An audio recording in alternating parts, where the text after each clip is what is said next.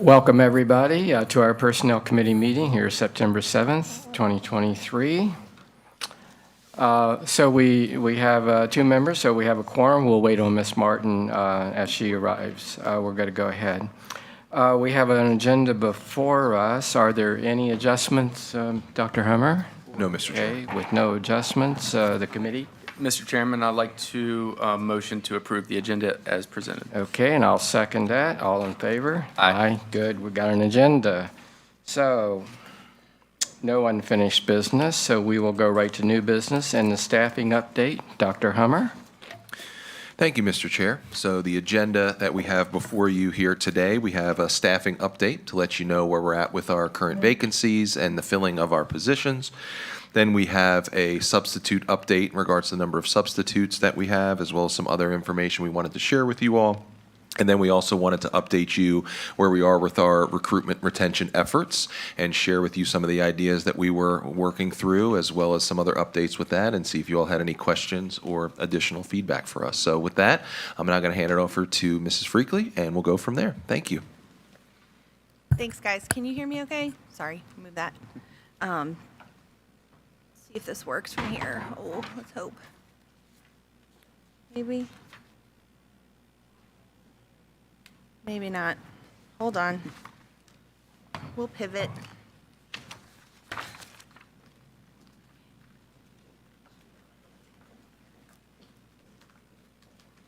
All right. Think I can do it from here? Yep. All right. So Dr. Hummer just gave us a great rundown of our agenda. And just remember, this is for presentation only, information only right now, as we work through staffing, subs, and then recruitment and retention. So getting started with our professional vacancies as of 8/25/23.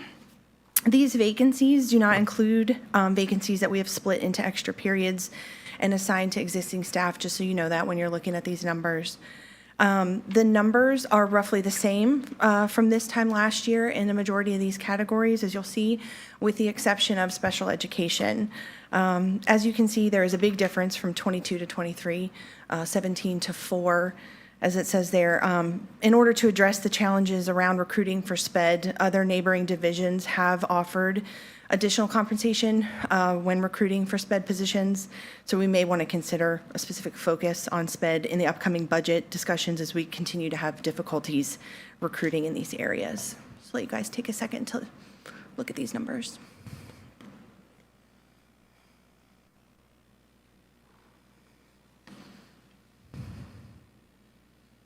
And please ask questions at any time throughout the presentation. Don't save them up. So if you have a question on a slide, let us know. Got it. Okay. All right. Any questions here? No, ma'am. All Doesn't right. appear to be. Thank you. Teacher vacancies by content. So this is a little bit more of a breakdown from the professional vacancies that you just saw. You'll see SPED again at the top, followed by elementary classroom positions, which these are the same top two from 2022 as well.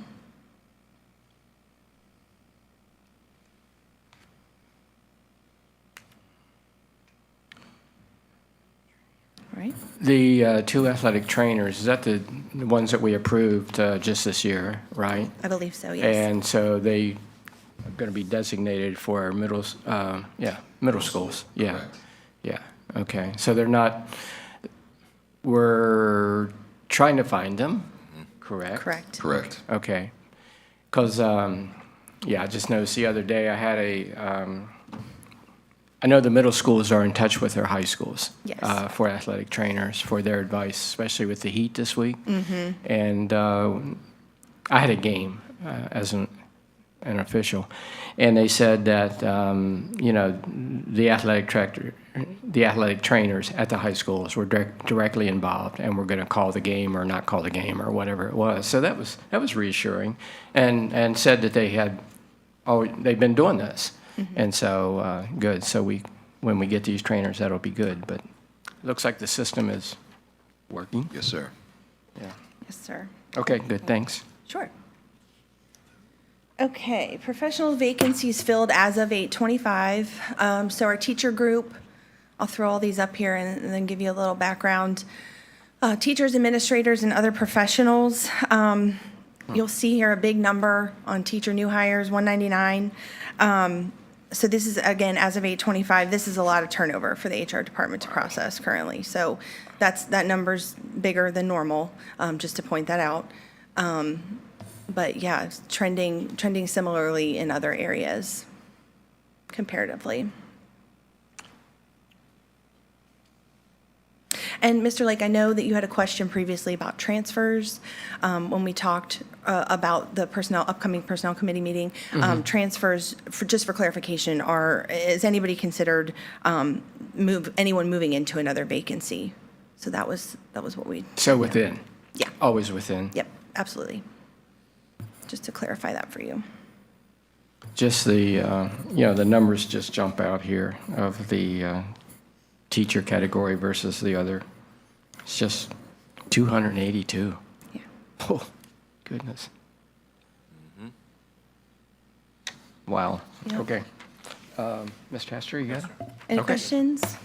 Okay. So our support vacancies, compared to last year, we are trending lower in our support vacancies. You can see that here with these numbers. We have received positive feedback in regards to some of the newly implemented support staff scales, which is amazing, and that definitely includes the new bus driver scale. So really, really positive feedback, wonderful to see there, and it has impacted our numbers for support vacancies.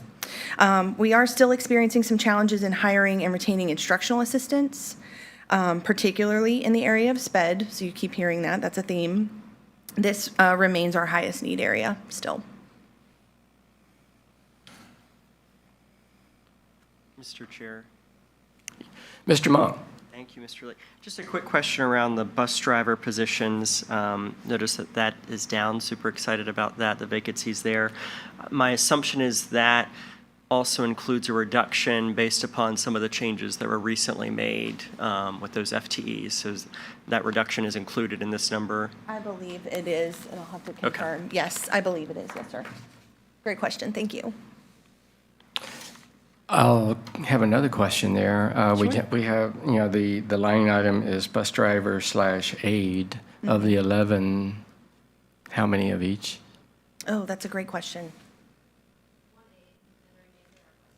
Oh, kind of hoping it would be the other way. I'm sorry. I'm sorry we couldn't deliver better news on that. But thank you, Kristen, for having that ready. Got to be accurate, Mr. Lake. Right? Thank you for asking. We appreciate you asking. Any other Bombed on questions that right one. now? All right. Next up, HR analyst Nicole Donnellan will provide you with an update on where we are with our subs. Also, I just want to say a really big thanks to Nicole for leading the charge on Substitute Appreciation Day. Very grateful for all of her hard work with our subs and everything she does for recruiting. So she's going to take it from here.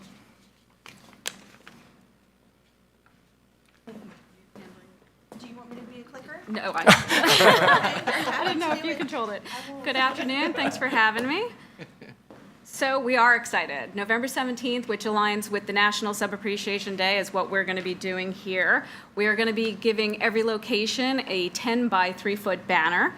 So we're happy about that. Be reused every year. In addition, we're going to be having raffles for everybody who subs, as well as any sub who works that day is going to get a free lunch. And then we're coordinating, schools do their own appreciation as well, so they're aware that this is the day to do it. So we're hoping to add a couple more things on, but we're excited that we're able to do that this year. Currently, we have 440 subs on our roster. And thing to note is 18 roles right now, teaching roles and aid roles, are being held by long-term substitutes. So that's something to be aware of, especially in the special education and elementary range. Since the fiscal year of 7-1, we have added 31 new subs, and we recently had an orientation on Tuesday where 22 people joined us, and we've got 50 people right now in the hopper that we keep working with on a daily basis to get initial requirements, and as they work their way through the process, they get invited to an orientation. I typically hold 1 to 2 orientations every month, but I will hold private orientations when building administrators approach me about a need to get somebody in quicker to fill a role. So that is where we stand right now with substitutes. HR staff did a great job this past year, and we've been out at all our back-to-school nights. trying to recruit the parent base and anybody who stops by to sub, because it's a great role for people to be on the same schedule as their students. So we've had some success there. Career fair plan. So each year we look at where we get the most we pull from locally and far away. So we tend to center on Virginia and PA. We are going into Maryland, a little bit of Tennessee, and possibly South Carolina this year. We're evaluating it. We are sticking with fairs that center on education only, not full major career fairs. We found we have more impact on the education fairs. So we are going to look at continuing with the same number we do every year, which is between 12 and 18 fairs.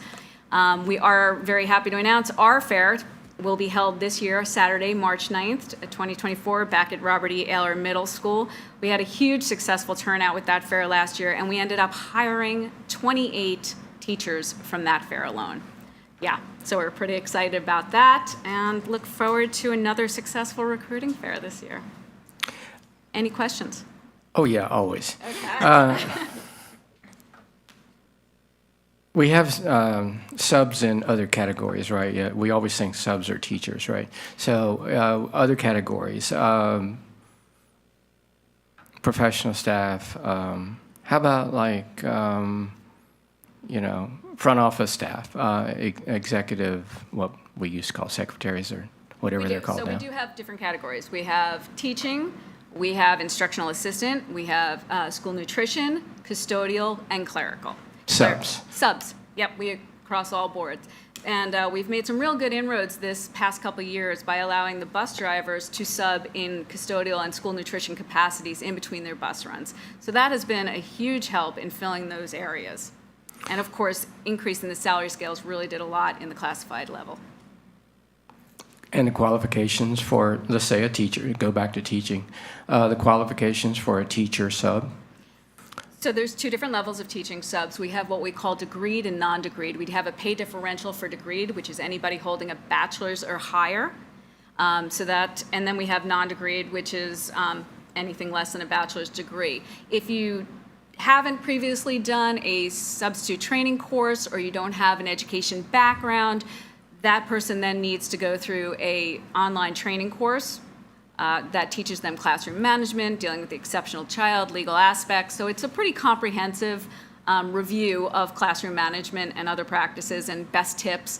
And then they have to do a restraint and seclusion training, which is a Virginia Department of Education standard. They have to do child abuse and neglect training.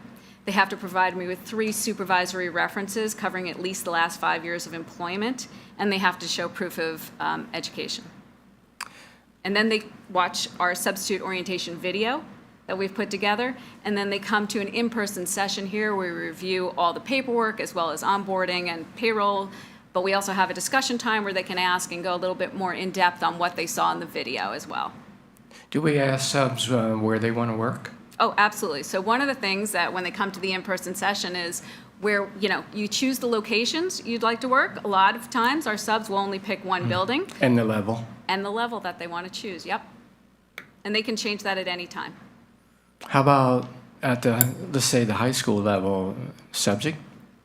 No, it is not subject specific. What they do need to do is when they see the vacancy at the school that they've chosen that's available to them on the app or web, they can look in the special instructions that the teacher has given. Like, this is an English class. This Right. is dual taught. This is, we really rely on our employees to input special instructions to give the sub guidance. We also tell our subs, if you're unsure if there wasn't enough notes for you, call the front office. They'll be able to tell you everything about that assignment and put you in if you're interested. Pretty good. Pretty good. It's changed quite a bit since I've been on the board. So, Mr. Hester? No, I'm good. Good? Mr. Mo? I just want to commend holding those trainings on demand is huge. I remember just a few years ago, it was almost a month, just a monthly, and then it's transitioned to bi-monthly, potentially even weekly, it sounds like. So doing what it takes to get those folks in schools is a huge help, and appreciate your and your team's efforts in that. Very well. So. Thank you. Thank you. Okay, so what we're doing through our recruitment and retention update is giving you a few high-level touch points in the recruiting and retention life cycle. So you just saw what we do at a career fair level. To give you some additional insight into all the ways that we are getting creative in our recruiting efforts, I've asked Allison Post, our work-based learning coordinator, to tell you more about how we're building talent pipelines through community partnerships. Good. All right. Hello, my name is Allison Post. Hello, you are, Allison. probably all wondering why we are here. Mrs. Echeverria is here with me, the supervisor of career and technical education. And when we got this request, we kind of wondered ourselves. But when we actually thought about it and we were asked, what can you do to retain employees? How do you get employees? How do you work with students, employers? It actually made us think, and we had a laundry list of ways that we help with retention and recruitment. It's kind of two-part. We have our internal with our students, and then we have our external with our community partners. So some of the cool things we do within CTE is our cooperative education program. So that allows our students to work within our schools. Most successfully, we have students in our IT departments that work in the IT department at their school, their junior, senior year, and we actually have those students that graduate and come back and work with us as employees. So we have a student, Colby, who's over at James Wood Middle School. So that's one great opportunity. We have other opportunities within our library, where we had a student that worked within the library as a co-op student and is now an instructional aide. And then we're trying to kind of do a grow your own program this year with our elementary education students. So what we found is there are some students that go through all of our courses at Frederick County Public Schools, and they want to be teachers. They don't want to maybe take another elective or get an early release. So what we're doing is we are having them do a co-op program and internship with elementary schools, and they spend we have one student that is there every other day. So it's the entire year, a dedicated program. And the hope with that is that they go away for 4 years. They see internally how successful we are here at Frederick County, and they like working here, and that they come back. So those are just kind of some of the things that we do internally to try and get some of our students to come back and work for us. And then externally, with the work-based learning program, if you're not familiar, it puts students kind of outside the classroom to work in areas that they're interested in their career choice. And so we're nothing without our community partners. So what we can do is we are part of SCTE on the workforce with the Frederick County EDA, the Workforce Initiative Board. And what we do with them is we talk about with other school districts, we talk about with businesses, local businesses, and we also talk about with post-secondary institutions what the workforce in our area looks like. Where are their gaps? How are other schools filling those gaps, and how we can work together as a whole within Frederick County to make sure that we are retaining and acquiring and kind of having that top tier level of employees come work for us. The other thing that we do is we work a lot with the Top of Virginia Regional Chamber.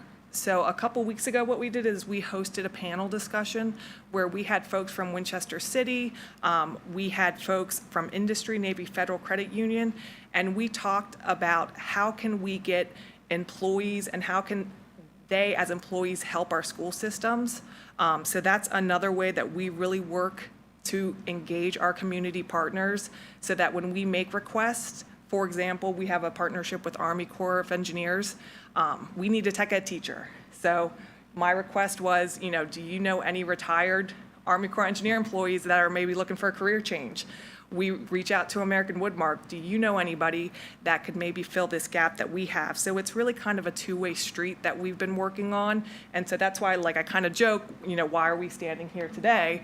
But when you actually think about it, it makes a lot of sense of how we work together to just bring kind of the best employees here. Okay. Allison. Yes. Mr. Monk, does this sound familiar? Did we just hear this about 2 hours ago? I think so. Oh, really? Mr. Lee. We had Mr. Monk and I are on the board at the community college, and we had a meeting today, a board meeting, and career and technical education just did that. So, good. So I have a question Absolutely. or two. So I'll go backwards. You just mentioned about a retired tech something coming back to teach. What about the teaching credentials? Are they waived? Well, and that is where Mrs. Echeverria is can really go into explaining about the credentialing. Hopefully.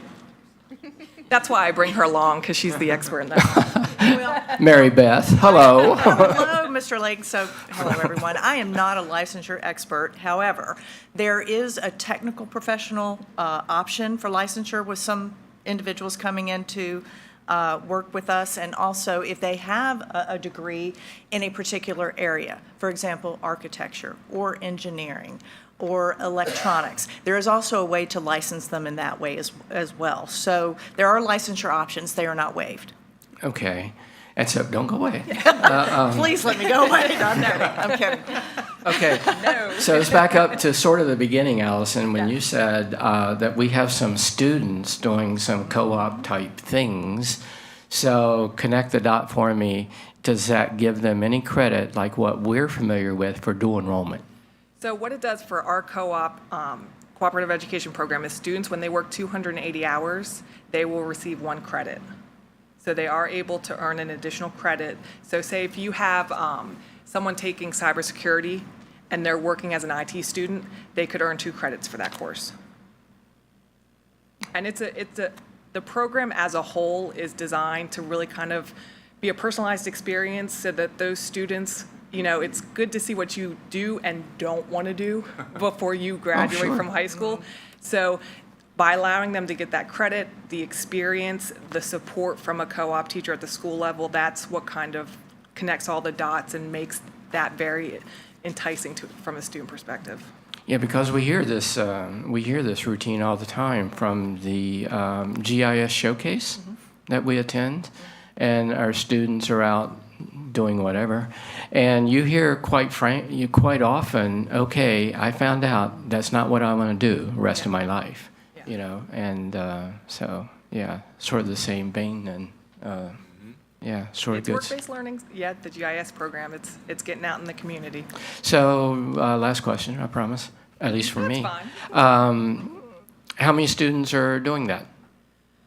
Right now, last year we had over 80 in our co-op and internship program, and that was over all of the 3 high schools. But we also, and Dow J, all of our work-based learning experiences, there's about 12 to 13 of them. It's over 1,000 students that participate in some form, maybe not as high level as co-op, but you know, all the way from a job shadow is a work-based learning experience. So they can go, they want to be a teacher, we'll send them out to a school for 1 day to shadow, and that's another, you said people decide what they don't want to do.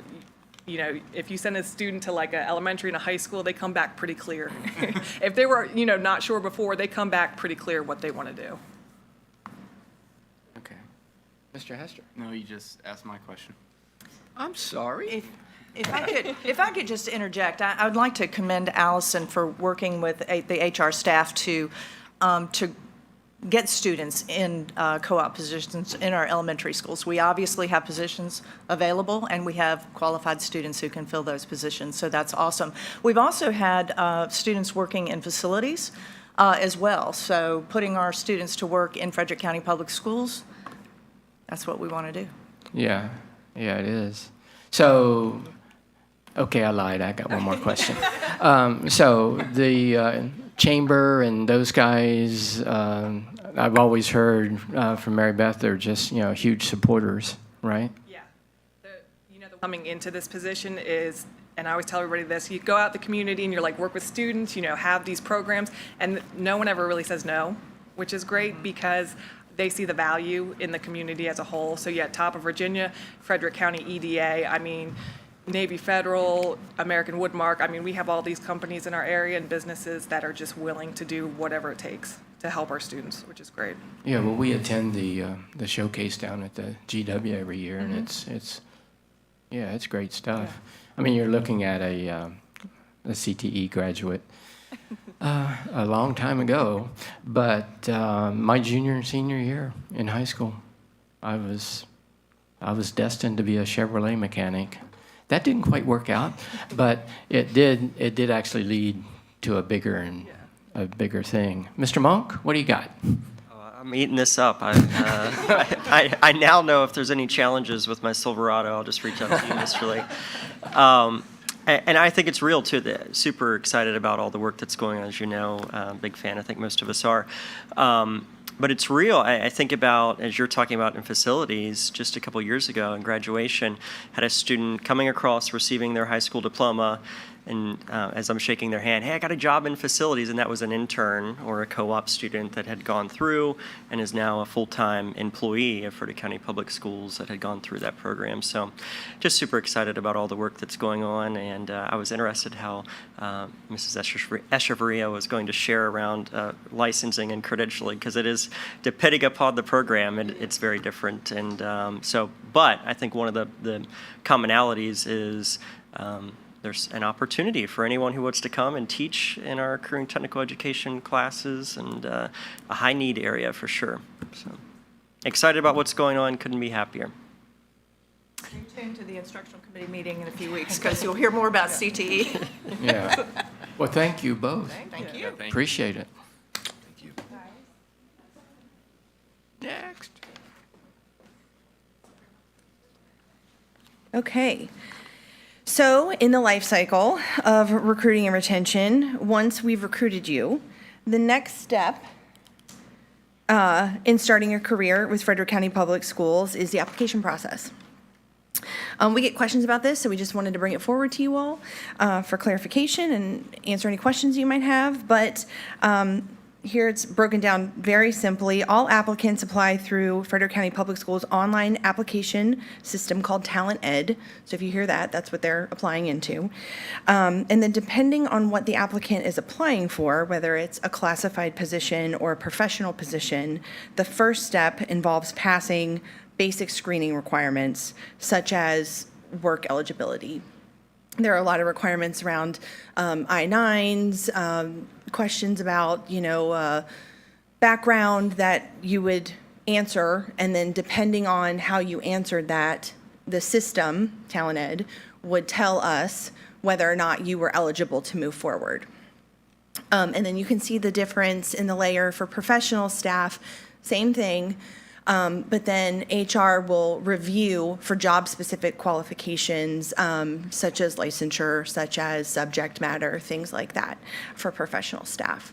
And then everybody comes back together where you see that if the requirements are met, the application is then passed to the hiring manager, and the hiring manager then makes the decision to move forward with the interview process from that. So any questions around that? Just wanted to. How long does it take? Yeah. Well, it depends on how quickly the folks are pulling down applicants. So it could take anywhere, if you're expecting someone, could be quick. It's checked pretty regularly, and we work through it as fast as we possibly can, knowing that we're trying to hire. So, I mean, somebody could come through the system. What do you think? I would say applications typically are reviewed within 1 day. Yeah. So they work on that continuously throughout the day. And then there's an interview panel, obviously, from the school or the principal. Depending on the position, correct. Yeah. Yep. And so that process could be, however long it takes you to set up the interview with the applicant, their availability, your availability. Yeah. Mrs. Frakely, you're dancing. How long does it take? Oh. Weeks? No, not It doesn't weeks. take a month. Like It Kristen does said. not take a month. No, absolutely not. No, like Kristen said, we try to have that turned over in about a day. Because we do hear, school board members hear a lot of stuff. And so anyway, we do hear that it is a long process for hiring. Mr. Chair, if I may. Yeah. It's definitely contingent on the position. So if it is a position that is in an administrative role, you all need to hear those. So based on where we're at with that interview process, so for example, we're trying to hire a assistant principal at Sharando. If we don't get those interviews done by Tuesday, it's going to have to wait until October, because that has to go before you all. So sometimes it might go that long based on the interview pool and such. But once we have the applications and once it's in there, we move pretty quickly on that. Now, if we have a situation where somebody doesn't receive an interview, just because you are in the interview pool doesn't mean that you'll get a phone call or an email to say, hey, thank you for interviewing, but we moved on with somebody else. However, it is a best practice that if somebody does interview, that we do follow up with them to say, thank you for interviewing, but we've moved on with somebody else. So I would be curious to know what position they were talking about. And sure. Yeah. Yeah. So, and with the shortage, staff shortage, top to bottom, I got to assume we we do kind of jump when somebody brings, the right resume, that Yes. resume. Yeah, absolutely. Absolutely. I mean, we're not, these things are constantly in review. We're constantly sourcing, looking for applicants. Some positions, the pool could be relatively deep. Some we don't have any applicants for. So anytime the applicants are coming and applying to our positions, we're on top of it. Yeah, and so just what you just said, you don't wait for us, right? You kind of give your commitment, kind of. Absolutely. Yes, sir. Real me. Yeah, absolutely. And if I may, one of the other things, and I don't want to jump ahead here, Ms. Okay. Freckley, but I think this is important to mention with this and your question, Mr. Lake, is we're trying to get creative with positions, and we're trying to work with individuals that might not have the current credentials and the licensure, but we want to work with them to say, but this is how you get that licensure, and this is how we can help you get there. And then we work with them with long-term subs or substitute or instructional aides. So we are trying to get more creative. And one of the things that we have been talking about very regularly is being more intentional.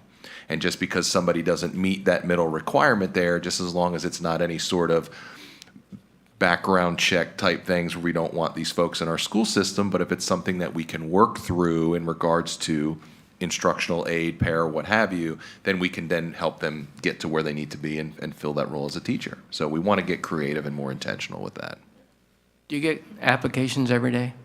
Yes, dependent on the position, of course. Like sped positions, we're not necessarily seeing the applicants. That's why the numbers look like they do. But some positions we do get. Even if there's not a current vacancy? There has to be a job for you to apply into. So the vacancies are what we're looking for. Okay, so you don't have just people applying, saying, Frederick County Public Schools, I want to come work for you, and, Let us know if there's a job that, so through the system, it's my understanding that as an applicant, you can go and select notification parameters to say when and if a PE job at this school comes available, please let me know, and then you can go and apply from there. And you guys can correct me if I'm wrong.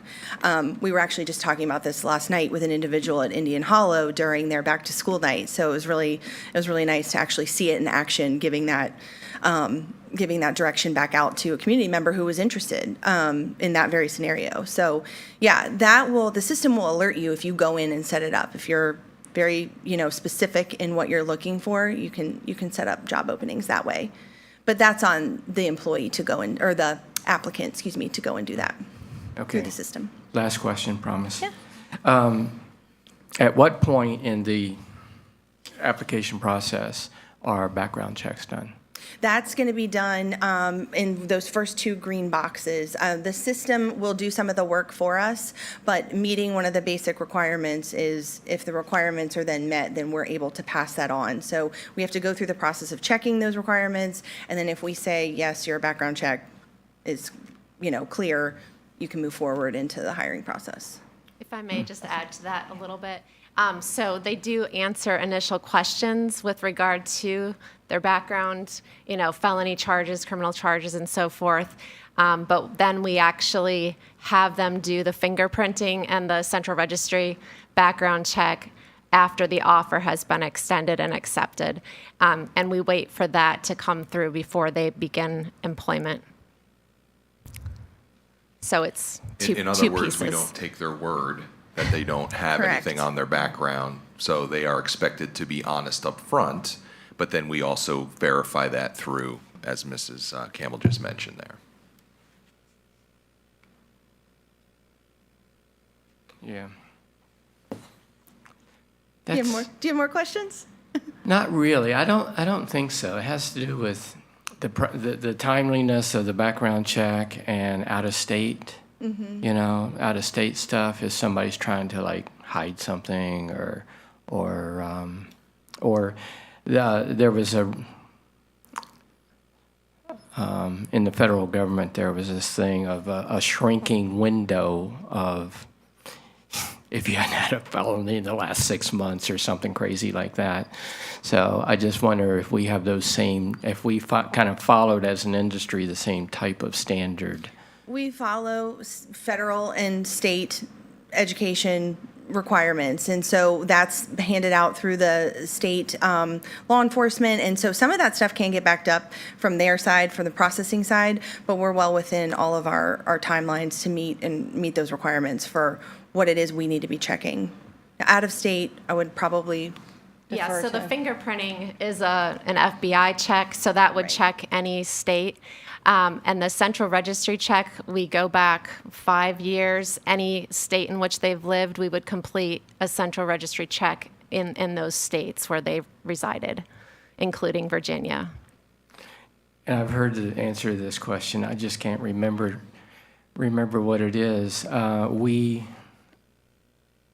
We don't accept out-of-state credentials.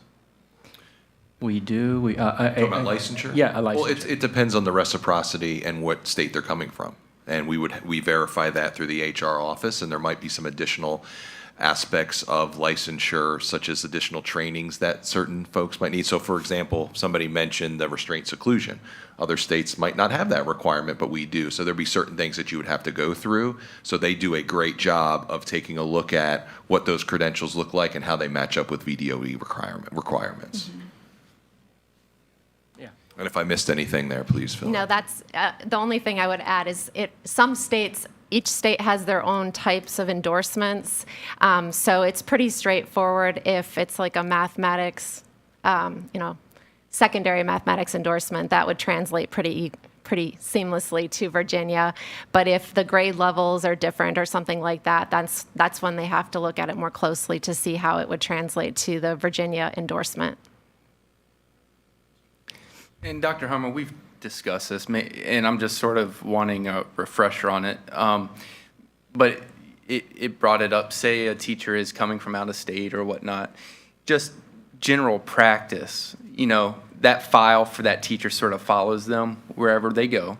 And we're also calling and checking in with the school system that they came from. References. References Yes, and, sir. and things like that. Yes. And that sort of it Yeah. goes into the background check part of things. Correct. And based on the position is who calls to do the reference check. Sometimes we do that, sometimes the principal does. But yes, that is a part of the interview process. Yes, sir. Okay, thank you. I have a few, Mr. Lake, if that's okay. I don't think anything big. And so you were talking about timing, and I've heard some of the same thoughts there, but as Dr. Hummer was talking and Mrs. Freakley was talking, I think one thing that I'd like to get some clarity on, I think I know the answer, but windows of applications is different depending upon the role. Is that right? So maybe teachers might have a really short window of that application. We're trying to hire a special education position as quickly as possible, whereas a administrator, it might be a minimum of 30 days that application's In open. terms of how long it's posted. Right, so, and a lot of our positions have been posted for a while, so they fall within a pretty decent window anyway, but yes, we do.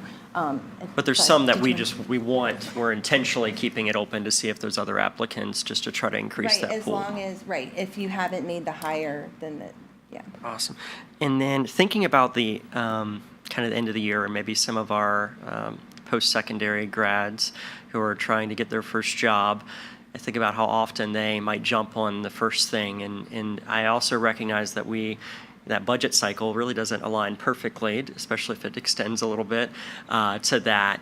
What avenues are we able to pursue to where we can maybe post positions that are anticipated and hope that we can gather some applicants there just to try to catch some of that early excitement that graduates have? Have we done that in the past? Is there an exploration? I know that's a little bit of a nuanced territory with posting positions that aren't officially available yet, but Yeah. what does that look like? No, that's a good question. I would defer to Kristen with any historical.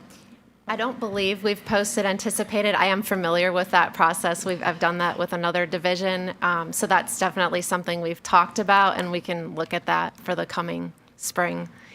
We are oftentimes able to post positions very early in the spring when we know people are resigning. But to your point, if we think something's coming down the pike, we wouldn't want to lose that opportunity to have people apply and to build the applicant pool. So I think that's a great idea. Awesome. Okay.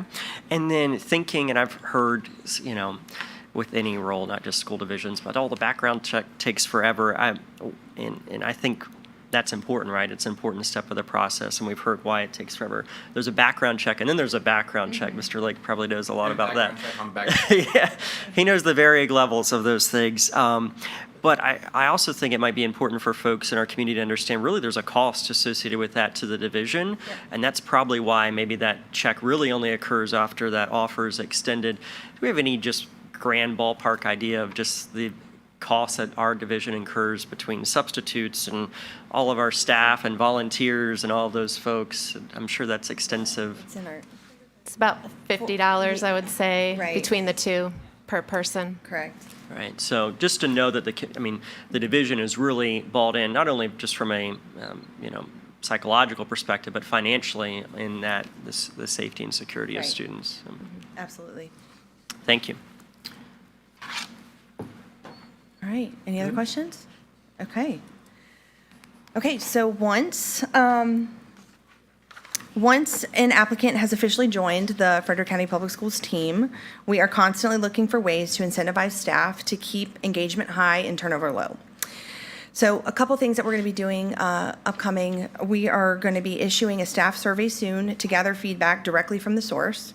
We plan to ask staff what benefits they like, dislike, use, and don't use, what benefits we could possibly improve or add. So for example, right now we're currently evaluating our leave policies to see how we could possibly restructure to positively impact recruiting and retention. So a couple things in the works, but again, like Dr. Hummer said, just to reiterate, we are getting as creative as we possibly can with recruiting and retention. So we're happy to take any and all ideas. If you want to brainstorm, we'd love to have you. But for the most part, we are just really looking at ways that we can get that direct feedback and then turn that into action in order to incentivize and positively impact. So any questions? Well, I think we all realize that anytime you come to a slide like this, you just have to multiply everything by 2,400. And that's where all the zeros come in, and it's expensive. Mrs. Camry tells us all the time, a 1% raise is I don't know, 1.4 mil or something like that. Or, I mean, this stuff is, it's big, it's dollars and stuff. Yeah. It is. But if everybody else if we're not competitive, then there is that. Right. And taking into account as well the cost and expense of turnover as well. So looking at those numbers a little more closely as we get into some of these incentive initiatives and doing our homework around those, what does it look like at the cost of turnover comparatively? If I may, Mr. Chair, I would totally agree with you that there are going to be some incentives that are going to cost some money. We all know that. But I would also like to add that keep in mind that these incentives might not cost anything. And I'm going to give you a prime example, and this is very anecdotal. However, I've gotten to all the schools, and I continue to get out to the schools, and I have received numerous accolades for the transition day. And teachers felt better prepared for this year. They felt like they were able to navigate with their classroom better if it was just everybody coming in at once. And that didn't cost us a dime. So I think there are going to be more things that we want to think creatively about. We want to make sure that our teachers feel welcome. We want to make sure that our staff feel welcome. And we want to hear what they have to say. And if there are little things that we can do that don't cost our school division money, we want to do that. But there are going to be some things, to your point, that are going to cost some money, and we're going to have to talk through that and think creatively. We definitely want to make sure that we keep our students at the forefront of what we're trying to do on our day-to-day. But we have nobody to instruct our students if we don't take care of our staff. And I want to make sure that that is a focal point of us moving forward as we are starting our conversations about budget, and that's starting already. I know we're starting to look into that. But there are going to be some things that we're going to look at that will not cost us any additional money, and we want to make sure that we're collaborating with our staff about how we can do that, as well as collaborating with you. So I just want to make sure that when you see this, it's not just monetary, that there are going to be other things that we want to get creative about. Absolutely. Absolutely. And I'll put something out there. Nothing for now, but I would like to see possibly down, if possible, what other divisions are doing in the SPED community. And, you know, this with sped teachers and how we're a little behind on that. And, you know, my love for sped. So, you know, if we can fill some of those vacancies with the upcoming budget, you know, with initiatives or whatever. So it's, I know we've been hurting for sped teachers. So. Yes, sir. Yes, sir. All right, so recap. We've gone through a lot of information. You guys asked a lot of great questions. Really appreciate that. The conversation and the dialogue is always appreciated. Thank you so much. Staffing, subs, recruitment and retention. What other questions? Anything? Are we bringing some form of this to the, I mean, we have no actions here for the full board, but are we going to have some form of this in front of the full board? Somewhat, I'm sorry, Mr. Some Lake. form of this presentation? Yeah, I mean, after every committee meeting, you all have to approve the minutes, of course, and there will be a write-up to read through this. And this presentation is shared with all of the board members. And if there's additional information that needs to be shared or questions, absolutely, we're more than happy to share that out with the full board if necessary. And you guys get these numbers in bite-sized pieces every week in terms of the personnel numbers. This is just a big picture look comparatively from this time last year to this time this year, so. Well, Ms. Frakely, I'll just tell you, you and the staff, there's a lot of staffs here that just do amazing work, and you and your staff are certainly in that category. Recruiting, finding ways, identifying, getting the process done. It's appreciated, and we certainly recognize the effort that you guys go through and the detail that you bring to, you know, an unknowing committee like this. Ignore my comment about dancing. Oh. That was stupid to say, but anyway, I think you know, it works when you have these job fairs and things, and people show up, and we're hiring. I mean, you know, the numbers. Except maybe for special education, I think we're right there. So Yeah, I appreciate that. Good for you guys. The team appreciates it too. Yeah. Thank you guys. Yeah, I want to piggyback off of what Mr. Lake said. You're just very appreciated, and you know, it seems like you guys are always trying to think outside the box of how to get teachers and staff into the county schools, and it's very appreciated because we need it, and it's sort of a never-ending cycle. So greatly appreciate all the hard work you and your staff put into this. Well, I wish I could take more credit, but in my newness, I will say this is the hardest working team. I mean, just top to bottom, first rate, just lights out. So it's been a great 3 months so far. Well, you're doing a great job. Mr. Monk, how are you doing over there? I'm doing well. I think, and Mr. Lake, you talked about it earlier today, a lot of our community is facing staffing challenges, right? Especially in education and the public sector. And there's realities of cost of living in the area that we're in. And I think one of the things that I'm excited about is really this focus on maybe things that don't cost the division that much in terms of the culture and just making Frederick County Public Schools an even better place where folks are, hey, I want to go work there. Whether it be for pay or whether it be for the culture that's there, and to add to some of that, especially on the retention side. So excited about the direction we're headed in. Absolutely. Fully agree. Thank you. Dr. Helmer?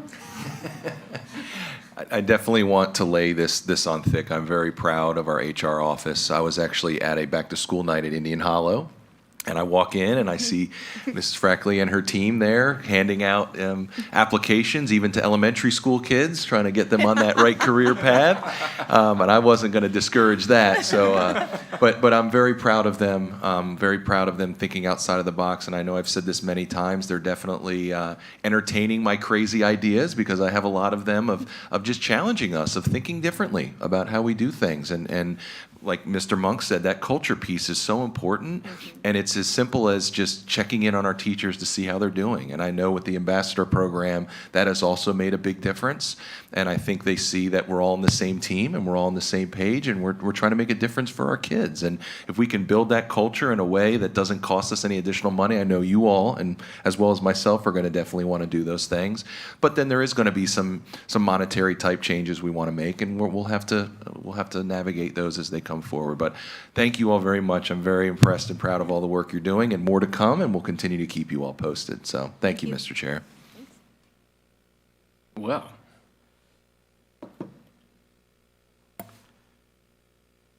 Dr. Hummer, you and staff have anything else for us? No, sir. Mr. Hester, Motion to adjourn. I second the motion. All in favor? Aye.